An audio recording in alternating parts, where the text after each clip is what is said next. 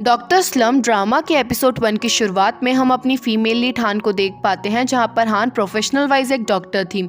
यहाँ पर हम देखते हैं कि हान के पेट में काफी तेज दर्द हो रहा था, लेकिन इसके बावजूद भी हान इस चीज को इग्नोर मारते हुए हॉस्पिटल से बाहर चली जाती है। हान कहने लगती है कि वो दिन बिल्कुल ही नॉर्मल चल रहा था, सब कुछ बिल्कुल ही नॉर्मल तरीके से दिख रहा था। बच्चे स्कूल की बस में बैठकर पढ़ाई कर रहे थे, कुछ लोग रोड क्रॉस कर रहे थे, वहीं पे डॉग्स इधर से उधर घूमने में लगे हुए थे। जिसके बाद हान भी रोड क्रॉस करने लगती है कि तभी अचानक से हान के पेट में काफी तेज दर्द होने लगता है, जहाँ पर इवन हान से खड़ा तक नहीं हुआ जा रहा था। अब हान आगे कहने लगती है कि किसी भी पर्सन की लाइफ के सिर्फ और सिर्फ 3 मिनट ही काफी है उसकी पूरी की पूरी लाइफ को तबाह करने के लिए। इसके साथ साथ हान अपने पेट को पकड़कर रोड में बैठी हुई थी कि तभी अचानक से हान के सामने एक स्पीड में ट्रक आ जाती है। हान कहने लगती है कि उन 3 मिनट में एक लड़की का ट्रक से एक्सीडेंट हो गया। वहीं पे उन 3 मिनट में काफी कोशिश करी गई डॉक्टर से उसको बचाने की, लेकिन उन्हें 3 मिनट में डॉक्टर्स लोग तक फेल हो गए उस पेशेंट को बचाने के लिए। और इससे कंक्लूजन ये निकला कि किसी भी पर्सन की लाइफ के सिर्फ और सिर्फ 3 मिनट ही काफी है उसकी पूरी की पूरी जिंदगी को उथल फुथल करने के लिए। मतलब यहीं पे सीन कट होता है, जिसके बाद हमारा ड्रामा शिफ्ट होता है 2009 के बुसान एरिया की तरफ।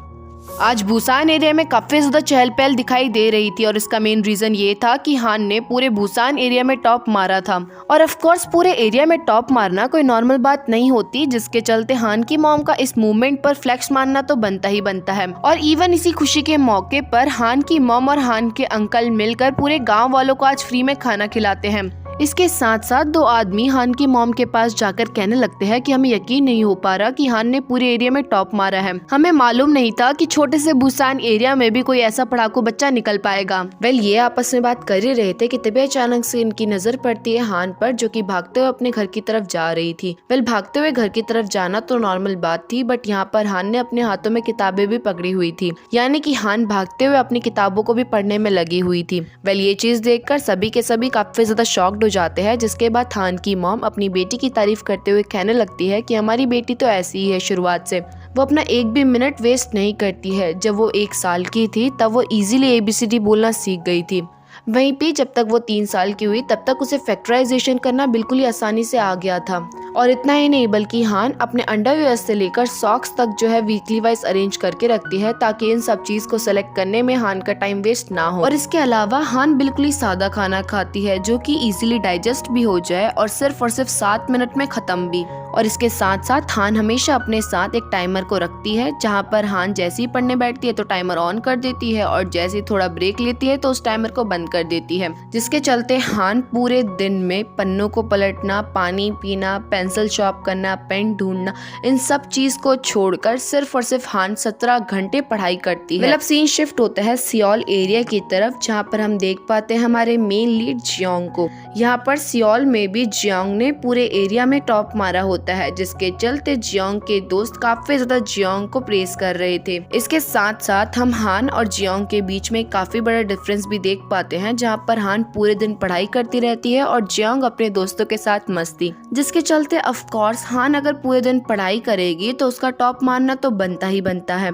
वहीं पे जियोंग अपने दोस्तों के साथ हमेशा चल करता रहता है और जब पढ़ाई करता है तो बिल्कुल ही मन लगा के पढ़ाई करता है। यानी कि एक तरह से जियोंग ने अपनी पूरी लाइफ को अच्छे से मैनेज करा हुआ है। उसने अपनी मस्ती और पढ़ाई दोनों को बैलेंस करके रखा हुआ है। अब वापस से सीन बुसान एरिया की तरफ शिफ्ट होता है, जहाँ पर हम देख पाते हैं कि आज हान के फादर को मरे हुए 1 साल हो चुका था। साथ साथ यहाँ पर हम ये भी देख पाते हैं कि हान के साथ हान के फादर की 2 बहनें भी रहा करती थी, जिसके चलते वो हान की मॉम को मैनिपुलेट करते हुए कहने में लगी हुई थी कि क्यों ना वो अपनी फैक्ट्री बेच दे। पर वो फैक्ट्री हान के फादर की लास्ट निशानी थी, जिसके चलते वो किसी भी कीमत पर उस फैक्ट्री को बेचना नहीं चाहती थी। कुछ ही देर में ये लोग खाना खाने लग जाते हैं, जहाँ पर इवन खाना खाते टाइम भी ये लोग आपस में ही लड़ने में लगे हुए थे। मतलब वो दोनों बहनें आपस में लड़ने में लगी हुई थी और हान की मॉम को बार बार कहने में लगी हुई थी कि आप फैक्ट्री बेच दो। और मेन लड़ाई तो इनकी तब शुरू होती है, जहाँ पर एक बहन कहने लगती है हान की मॉम को कि आप 50% रख लेना और मैं 30% रख लूंगी और 20% दूसरी बहन को दे देंगे।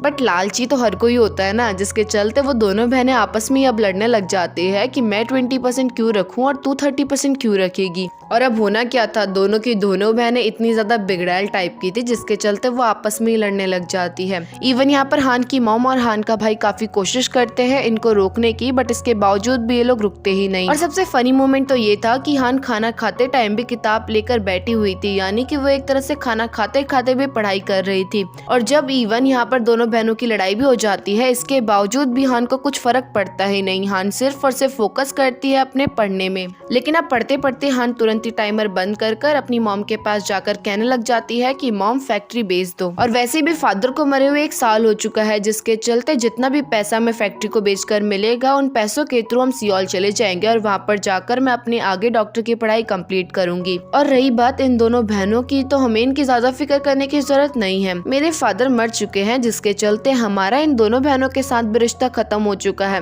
हम लोग सियोल चले जाएंगे और ये दोनों बहनें खुद से देख लेंगी कि इन्हें आगे चल के क्या करना है। और ऐसा कहने के बाद हान वापस अपने रूम की तरफ चली जाती है पढ़ाई करने के लिए। अब कुछ ही टाइम में हान भी सियोल पहुंच जाती है और यहाँ पर हान का भी एडमिशन उसी कॉलेज में होता है जहाँ पर जियोंग पढ़ता था। और इस रीजन की वजह से अब जियोंग और हान के बीच में एक तरह से टक्कर शुरू हो गई थी, क्योंकि दोनों के दोनों पढ़ने में काफी तेज थे और इन्होंने अपनी अपनी कंट्री में टॉप भी मारा था, जिसके चलते किसी भी कीमत पर ये लोग अपनी पोजीशन तो लूज नहीं कर सकते थे। और इसके साथ साथ इनके पूरे कॉलेज में सिर्फ और सिर्फ एक ही बच्चे का सिलेक्शन होगा मेडिकल में। शुरुआत में तो जियोंग हान को काफी हल्के में ले रहा था, लेकिन इसके बाद जियोंग देखता है कि हान कुछ ज्यादा ही पढ़ाई करती है। मतलब हान का फर्स्ट डे था और रिसेस में सभी स्टूडेंट्स हान को घेर कर उससे काफी सारी चीजें पूछने में लगे हुए थे ना कि हान बुसान एरिया से आई थी, तो वो चाहते थे कि बुसान एरिया के बारे में और भी ज्यादा जानकारी हान से ले सके। बट हान गुस्से में उन सभी पे चिल्लाते हुए कहने लग जाती है कि अभी मैं पढ़ाई कर रही हूँ, फटाफट से यहाँ से चले जाओ। और ये चीज जियोंग को काफी ज्यादा अजीब लगती है, क्योंकि कोई पर्सन रिसेस में तक मस्ती नहीं कर रहा, वो रिसेस में भी पढ़ाई करने में लगा हुआ है। इसके साथ साथ मैथ्स की क्लास के दौरान टीचर ने बच्चों को एक क्वेश्चन सॉल्व करने के लिए दिया हुआ था, जहाँ पर हम देख पाते हैं कि हान और जियोंग दोनों की क्वेश्चन सॉल्व करने की स्पीड बिल्कुल ही सेम थी। बट यहाँ पर डिफरेंस ये आ जाता है कि जियोंग पेपर में सॉल्व कर रहा था और वहीं पे हान मन में, जिसके चलते जैसे इनका आंसर निकलता है तो जियोंग तो पेपर में आंसर लिख देता है, वहीं पे हान थोड़ा चिल्ला के कह देती है। और अब होना क्या था, इसके चलते सभी लोगों को और टीचर को यही लगता है कि हान ने इस क्वेश्चन को सबसे पहले सॉल्व किया। इसके साथ साथ जियोंग एक और चीज देख पाता है कि क्लास की छुट्टी के दौरान हान ड्राई कॉफी को ऐसे ही खा लेती है, क्योंकि अगर हान कॉफी को पानी के साथ पिएगी तो इस चीज के चलते हान को वॉशरूम में जाना पड़ेगा टॉयलेट करने के लिए। और हान का मानना यह है कि जितनी देर में वो पी करके आएगी उतनी देर में तो उसका एक क्वेश्चन सॉल्व हो जाएगा।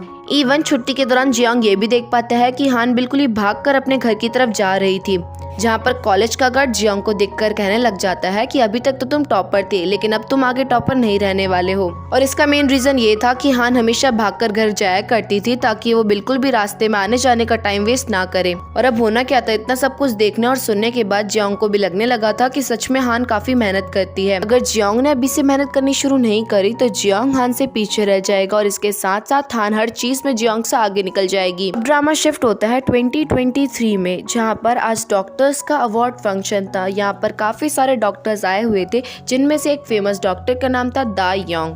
दायोंग इतना ज्यादा फेमस था जिसके चलते दायोंग हफ्ते में सिर्फ और सिर्फ एक ही पेशेंट का ट्रीटमेंट करता था। और इस चीज पर दायोंग को काफी ज्यादा घमंड भी था, लेकिन दायोंग ये भूल चुका था कि वो सिर्फ और सिर्फ अकेला फेमस नहीं है, उससे भी ज्यादा एक और डॉक्टर काफी ज्यादा फेमस है और वो और कोई नहीं बल्कि जियोंग है। और यहाँ पर जियोंग बाकी सभी डॉक्टर्स में से इसलिए सबसे ज्यादा फेमस डॉक्टर है क्योंकि जियोंग का एक यूट्यूब चैनल भी है जिसमें जियोंग वीडियो अपलोड करता है और जियोंग के चैनल पर काफी ज्यादा रीच भी आई हुई है, जिसके चलते जियोंग दायोंग से भी ज्यादा फेमस है। और इसी चीज के चलते दायोंग जियोंग से काफी ज्यादा जलता था। दायोंग चाहता था कि वो जियोंग से भी ज्यादा फेमस हो जाए और इस रीजन की वजह से जो कोई भी जियोंग की तारीफ करता दायोंग उससे यही कहता कि जियोंग की किस्मत अच्छी थी, जिसके चलते उसका यूट्यूब चैनल चल गया। साथ साथ यहाँ पर एक और फनी सीन होता है, जहाँ पर जब जियोंग आता है इस पार्टी में तो शुरुआत में दायोंग बिल्कुल ही स्टाइल में जियोंग को इग्नोर मारता है, मतलब बिल्कुल ही एटीट्यूड के साथ। पर खैर इस चीज को जियोंग ज्यादा अपने दिल में नहीं लेता, जिसके बाद सभी लोग टेबल में बैठने लगते हैं, जिसके चलते दायोंग जैसे ही अपने बैठने के लिए सीट आगे करता है तो उससे पहले जियोंग वहाँ पर आकर बैठ जाता है। इवन जब दायोंग ड्रिंक की बोतल को पकड़ता है तो तुरंत जियोंग अपनी ग्लास को आगे कर देता है। मतलब जियोंग को ऐसा लग रहा था कि दायोंग ने सीट जियोंग के लिए आगे करी और वहीं पे ड्रिंक की बोतल इसलिए पकड़ी ताकि वो जियोंग को सर्व कर सके ड्रिंक, पर एक्चुअली में ऐसा कुछ भी नहीं था। दायोंग जियोंग के इस बिहेवियर को देखकर काफी ज्यादा गुस्सा हो जाता है और उल्टा जियोंग को काफी ज्यादा लेक्चर भी झाड़ने लग जाता है। यहाँ पर दायोंग जियोंग से कहने लगता है कि तुम्हें लोगों के साथ अच्छे से बिहेव करना चाहिए। मैं तुम्हें एक एडवाइस देना चाहता हूँ कि जो कोई भी तुमसे बड़ा होता है तुम्हें उनकी रिस्पेक्ट करनी चाहिए, भले ही तुम कितने भी फेमस पर्सन क्यों ना हो। अगर तुम अपनी पॉपुलैरिटी पर ज्यादा शो ऑफ करने की कोशिश करोगे तो लास्ट में तुम्हारे साथ ही बुरा होगा, क्योंकि बुरे कर्म का बुरा नतीजा ही होता है हर बार। यहाँ पर भले दायोंग ने जियोंग को काफी ज्यादा मोरल की बातें बता दी हो, लेकिन लास्ट में गेस व्हाट क्या होता है। यहाँ पर इस अवार्ड फंक्शन में अवार्ड और किसी को नहीं बल्कि जियोंग को ही मिलता है। और इस अवार्ड की काफी ज्यादा वैल्यू थी क्योंकि मिनिस्टर अपने हाथों से इस अवार्ड को दे रहा था। साथ साथ यहाँ पर दायोंग के अगल बगल में जितने भी डॉक्टर्स बैठे हुए थे वो दायोंग को कह रहे थे कि तुम तो कह रहे थे जियोंग के साथ बुरा होगा क्योंकि वो बुरा करता है लोगों के साथ, बट उसे तो अभी मिनिस्टर के हाथों अवार्ड मिल रहा है, वो भी नॉर्मल अवार्ड नहीं बल्कि काफी बड़ा अवार्ड।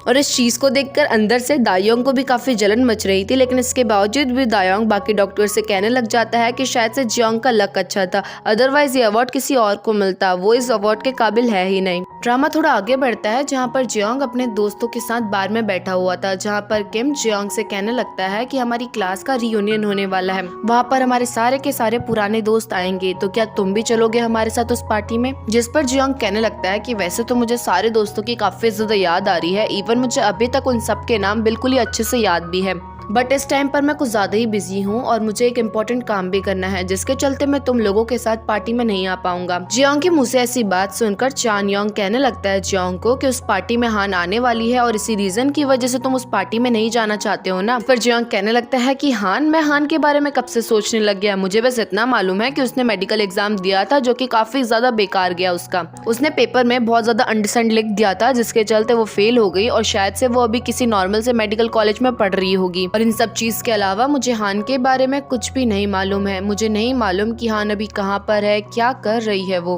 बस मैं यही विश करता हूँ कि हान जहाँ कहीं पे भी हो वो खुश हो और अच्छे से अपना काम कर रही हो। दूसरी तरफ हम हान को देख पाते हैं जिसकी लाइफ को ज्यादा ही हेक्टिक हो गई थी। यहाँ पर हान भले ही डॉक्टर बन चुकी हो, लेकिन हान के सीनियर्स हमेशा उसके ऊपर दबाव डालते रहते, यानी कि हान जब कभी भी अपना काम मेहनत करके कंप्लीट करती तो उसके बाद जो है उल्टा हान को सुनना पड़ता। और इन सब चीज के बावजूद भी जब भी उन लोगों का मन करता रेस्ट करने का तो वो सारा का सारा अपना काम छोड़कर हान के ऊपर सौंप देते। जैसे कि आज प्रोफेसर पार्क को ऑपरेशन करने का मन नहीं था, जिसके चलते वो बहाना बनाने लगा, और अब हॉस्पिटल में इमरजेंसी आ गई जिसके चलते तुरंत ही हान को बुलाया गया इस ऑपरेशन के लिए। पर हान कभी भी अपने काम को लेकर लापरवाह नहीं थी। भले ही हान ने 3-4 दिन से अपनी नींद पूरी ना करी हो, इसके बावजूद भी हान इमरजेंसी के दौरान उस ऑपरेशन को सक्सेसफुली कंप्लीट करती है। अब सारा काम कंप्लीट करने के बाद काफी दिनों बाद हान वापस अपने घर जाती है थोड़ा सा रेस्ट करने के लिए, जहाँ पर हान थोड़ा बहुत हाथ मुंह धोकर खाना खाने बैठी थी कि तभी अचानक से हान फील करती है कि उसके पेट में दर्द हो रहा है। ये चीज हान की मॉम भी नोटिस करती है, जिस पर हान अपनी मॉम से कहने लगती है कि शायद से मैं अच्छे से सो नहीं पाई और इवन मैंने ज्यादा खाना नहीं खाया, इसी वजह से शायद से मेरे पेट में दर्द हो रहा है। जिसके बाद हान खाना खाना शुरू कर पाती कि तभी एक बार फिर से हान को हॉस्पिटल की तरफ से कॉल आ जाता है,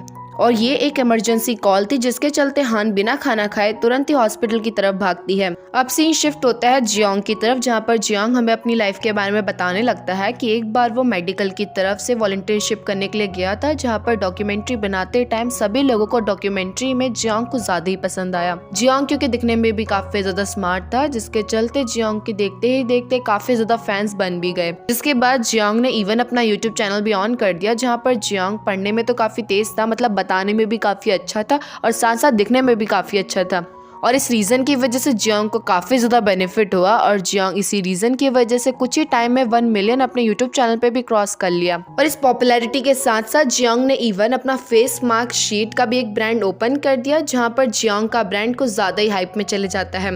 अभी तक तो जियोंग की लाइफ काफी ज्यादा अच्छी चल रही थी, लेकिन इसके बाद आ जाती है जियोंग की लाइफ का टर्निंग पॉइंट। यहाँ पर जियोंग के पास एक लेडी आती है फेशियल सर्जरी के लिए, जहाँ पर जियोंग उसको अच्छे से ऑब्जर्व करता है और इवन उसकी डेट भी फिक्स कर देता है सर्जरी की, जहाँ पर जियोंग को उस लेडी में से काफी ज्यादा नेगेटिव वाइब्स आती हुई फील हो रही थी, लेकिन इसके बावजूद भी जियोंग का काम था सर्जरी करना, ना कि इन सब चीज को देखना। यहीं पे सीन कट होता है, जिसके बाद एक बार फिर से हम हान को देख पाते हैं जो कि अपना काम कंप्लीट करने में लगी हुई थी, और इवन हान का काम कंप्लीट होने ही वाला था कि इतने में हान के पास उसका एक सीनियर आ जाता है। हान का सीनियर हान से कहने लग जाता है कि तुम जाकर थोड़ी देर रेस्ट कर लो, तुम्हारा काम अब डॉक्टर यू करेंगे। मतलब देख रहे हो हान इतनी मेहनत करके अपना काम कर रही है और इवन अपना काम कंप्लीट करने वाली थी, और अब जाकर ये लोग कह रहे हैं हान को कि तुम्हारी जगह कोई और ये काम कर लेगा, तुम रेस्ट कर लो। पर खैर हान को ना चाहते हुए भी अपनी सीनियर की बात मानते हुए उस काम को वहीं पे छोड़कर वहां से जाना पड़ता है। जिसके बाद हान अपनी एक डॉक्टर फ्रेंड से बात कर ही रही थी कि तभी एक बार फिर से हान के पेट में काफी तेज दर्द होने लगता है।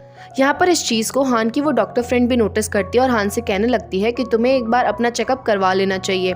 पर हर बार की तरह इस बार भी हान इस चीज पर ज्यादा ध्यान नहीं देती। हान को लग रहा होता है कि मे बी उसने काफी टाइम से ढंग से खाना नहीं खाया और इसी रीजन की वजह से उसका पेट दर्द हो रहा है। इसके बाद हान हॉस्पिटल से बाहर निकल जाती है, जहाँ पर हम ड्रामे की स्टार्टिंग वाला सीन एक बार फिर से देख पाते हैं। आज हान को अपनी बेस्ट फ्रेंड के साथ खाना खाने के लिए जाना था, बट हान के पेट में इतना ज्यादा दर्द होने लगता है जिसके चलते हान तुरंत ही अपनी बेस्ट फ्रेंड के साथ खाना खाने का प्लान कैंसिल कर देती है। इसके साथ साथ अब हान डिसाइड करती है कि उसे एक बार अपना चेकअप करवा ही लेना चाहिए, पर शायद से हान जब तक ये सोच पाती तब तक काफी ज्यादा देर हो चुकी थी। हान के पेट में काफी तेज दर्द होने लगता है जिसके चलते हान रोड में ही बैठ जाती है, पर शायद से हान की किस्मत थोड़ी सी अच्छी थी। इससे पहले कि वो ट्रक हान को ठोक पाती सही टाइम पर वो ट्रक अपना रास्ता मोड़ देती है और इसके साथ साथ हान की वो बेस्ट फ्रेंड उस टाइम पर उसी लोकेशन में मौजूद थी जो कि इस इंसिडेंट को देख चुकी थी, जिसके चलते हान की बेस्ट फ्रेंड हान के पास तुरंत ही भागते हुए जाती है, जो कि खुद भी एक डॉक्टर थी, और तुरंत ही कहने लगती है कि एम्बुलेंस को फटाफट से बुलाया जाए। वेल अब सीन शिफ्ट होता है जियोंग की तरफ, जहाँ पर आज जियोंग का सर्जरी करने का दिन आ चुका था।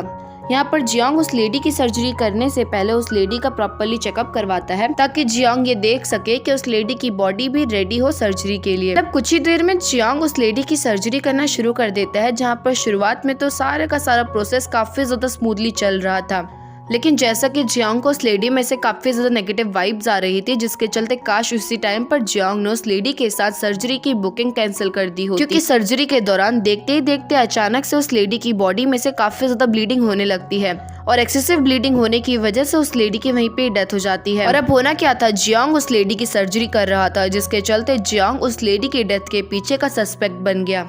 और जैसा कि हमें मालूम है कि जियोंग सोशल मीडिया में कुछ ज्यादा ही फेमस है, जिसके चलते इस इंसिडेंट के बाद तुरंत ही ये न्यूज पूरे के पूरे सोशल मीडिया में फैल जाती है। और इसके साथ साथ अगर ये लोग सोचे कि ये सीसीटीवी कैमरा की फुटेज के थ्रू अपने आप को बेकसूर साबित कर सकते हैं, तो ऐसा भी अब नहीं हो पाता जियोंग के साथ, क्योंकि जब जियोंग सीसीटीवी कैमरा की फुटेज देखने के लिए जाता है तो वो सारी की सारी इरेज हो रखी थी। और इसके साथ साथ कुछ ही टाइम में वो लेडी के घर वाले भी जियोंग के ऊपर केस कर देते हैं। यहाँ पर स्टिल जियोंग को एक होप दिखाई देती है कि शायद से जियोंग इस केस के दौरान बेकसूर साबित हो जाए, पर इस चीज में भी जियोंग फेल हो जाता है, क्योंकि ओपोनेंट टीम का लॉयर अपने साथ एक दवाई की डब्बी लेके आया हुआ था, जहाँ पर उस लॉयर का मानना था कि उसे ये दवाई की डब्बी जियोंग के उस सर्जरी वाले रूम से मिली है। हालांकि यहाँ पर जियोंग 100% श्योर था कि उसने ये दवाई की डब्बी वहाँ पर नहीं देखी थी, पर खैर यहाँ पर बोलने का कोई भी फायदा नहीं है, क्योंकि जियोंग के पास ऐसा कोई भी प्रूफ नहीं मौजूद है जिसके थ्रू वो लोगों को बता सके कि सच में उस रूम में ये दवाई नहीं थी। इसी के साथ जियोंग इस केस को हार जाता है, जहाँ पर जियोंग की लापरवाही की वजह से जियोंग को तुरंत ही हॉस्पिटल से निकाल दिया जाता है।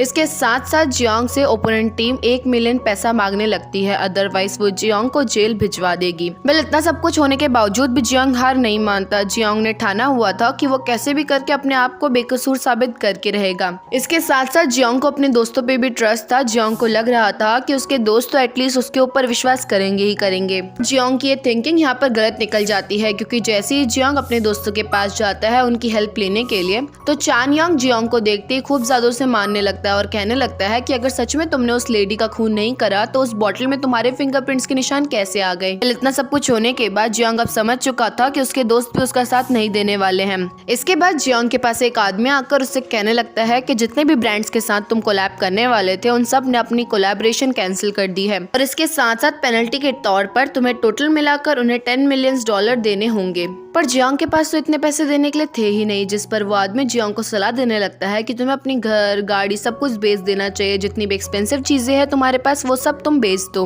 क्योंकि अगर जियोंग ने उन्हें पैसे नहीं दिए तो लास्ट में जियोंग की जान को खतरा भी हो सकता है। वेल अब यहीं पे ये सीन कट होता है और नेक्स्ट सीन में हम हान को देख पाते हैं, जहाँ पर हान प्रॉपरली ठीक हो चुकी थी। एक्चुअली में हान के गॉल ब्लैडर में थोड़ी सी प्रॉब्लम चल रही थी और इसी रीजन की वजह से हान को पेट में दर्द हो रहा था। वेल हान भले ही थोड़ा बहुत ठीक हो गई हो, लेकिन इसके बावजूद भी अभी भी स्टिल हान को लोग बुरी तरह से ही ट्रीट करते रहते। अभी भी स्टिल हान के सीनियर्स हान के साथ कुछ इस तरह से व्यवहार करते जैसे कि मानो हान को कुछ आता ही ना हो, हान एक नंबर की बुद्धू हो। और इसके साथ साथ हान के मन में काफी सारे थॉट्स चलते रहते। इवन जब भी हान रोड क्रॉस करती तो उसे ऐसा ही फील होता कि अभी कोई ट्रक आकर मुझे ठोक देगी। जिसके बाद हान काफी हिम्मत कर साइकियाट्रिस्ट के पास जाती है अपना चेकअप करवाने के लिए। यहाँ पर हान साइकियाट्रिस्ट से कहने लगती है कि मेरे मन में आजकल काफी सारे नेगेटिव थॉट्स आने में लगे हुए हैं, और स्पेशली आजकल तो ये थॉट्स कुछ ज्यादा ही फ्रिक्वेंटली आने में लगे हुए हैं। बार बार मैं यही सोचने में लगी रहती हूँ कि काश मैं मर जाऊँ। इवन जिस दिन मुझे ट्रक ठोकने वाली थी उस टाइम पर मैं चाहती तो खुद खड़े होकर वहाँ से भाग सकती थी। बट अचानक से मेरे मन में यही थॉट आने लगा कि मुझे मर जाना चाहिए, जिसके चलते मैं उधर ही बैठी रही। जिसके बाद वो साइकियाट्रिस्ट हान का एक बेसिक सा टेस्ट लेता है और लास्ट में ये कंक्लूजन निकालता है कि हान को डिप्रेशन है। पर हान को तो डिप्रेशन का नाम सुनकर विश्वास हो ही नहीं रहा था कि उसे भी डिप्रेशन हो सकता है। इवन एक टाइम पर तो हान को लगने लगता है कि शायद से साइकियाट्रिस्ट सच बोल रहा होगा उससे। बट हान फिर उसके बाद कहने लग जाती है कि मेरे पास इतना टाइम नहीं कि मैं इस डिप्रेशन को क्योर करूं। अब इसके बाद हान अपने घर के लिए निकल जाती है, जहाँ पर घर के गेट पे हान पहुंची थी कि तभी अचानक से हान को अंदर से उसकी मॉम और भाई की चिल्लाने की आवाज सुनाई दे रही थी। यानी कि अंदर जो है हान के मॉम और भाई आपस में लड़ने में लगे हुए थे और हान उनके बीच में नहीं जाना चाहती थी, जिसके चलते हान अपने कमरे में जाने के बजाय सीधा उल्टा छत में चली जाती है। यहाँ पर हान छत में जा ही रही थी कि तभी अचानक से हान छत में जाते जाते गिर जाती है। वेल हान जब यहाँ पर गिरती है तो अचानक से हान नोटिस करती है कि उसकी छत में कोई और आदमी भी मौजूद है। और वेल उस टाइम पर वो आदमी हान की तरफ पीठ घुमा के खड़ा हो रखा था, जिसके चलते हान को उसकी शक्ल भी नहीं दिखाई दे रही थी। लेकिन जैसे ही हान उस आदमी की तरफ बढ़ती है और इसके साथ साथ वो आदमी भी पीछे की तरफ मुड़ता है, तो दोनों के दोनों एक दूसरे को देखकर काफी ज्यादा शॉक्ड में चले जाते हैं। यहाँ पर वो आदमी और कोई नहीं बल्कि जियोंग ही था। इसके साथ साथ जिस तरह से ये दोनों एक दूसरे को देखकर शॉक्ड हुए, इसे देखकर हमें ये मालूम पड़ता है कि दोनों के दोनों एक दूसरे से मिलना नहीं चाहते थे। साथ साथ हमें एक फ्लैशबैक में सीन दिखाया जाता है कि जब हान और जियोंग घर में पहुंचने के लिए भागते हुए जा रहे थे कि तभी अचानक से भागते भागते हान गिर जाती है। वेल जियोंग काफी अच्छे नेचर का था, जिसके चलते जियोंग हान को उठाने के लिए उसकी तरफ अपना हाथ बढ़ाता है। बट हान काइंड तो बिल्कुल नहीं थी, जिसके चलते हान तुरंत ही जियोंग के हाथ को कस के पकड़ती है और उसके ऊपर से लांग कर वहाँ से भाग जाती है। वेल अब वापस से सीन प्रेजेंट में आता है, जहाँ पर हान और जियोंग एक दूसरे को एकटक देखने में लगे हुए थे। जहाँ पर जियोंग अपने मन में कहने में लगा हुआ था कि मेरे सामने वो लड़की मौजूद है जिसे मैं प्यार करता था और इवन सबसे ज्यादा हेट भी उसी से करता था। वहीं पे हान भी अपने मन में कहने में लगी हुई थी कि मेरे ठीक सामने वो आदमी मौजूद है जो कि मेरे को बिल्कुल भी अच्छा नहीं लगता था। और वेल ड्रामे के एंड में दोनों के दोनों अपने मन में एक साथ कहने लग जाते हैं कि हम दोनों एक दूसरे से तब मिले जब हमारी लाइफ का बिल्कुल ही लोएस्ट पॉइंट चल रहा था, जब हमें ऐसा फील हो रहा था कि अब हमें यहाँ पर और नहीं रहना चाहिए, हमें इस दुनिया को छोड़कर भाग जाना चाहिए। उस टाइम पर हम एक दूसरे से मिले। और इसी के साथ हमारे एपिसोड 1 का यहीं पे एंड होता है। वेल वीडियो पसंद आए तो वीडियो को लाइक और चैनल को सब्सक्राइब करना मत भूलना। तब तक के लिए बाय।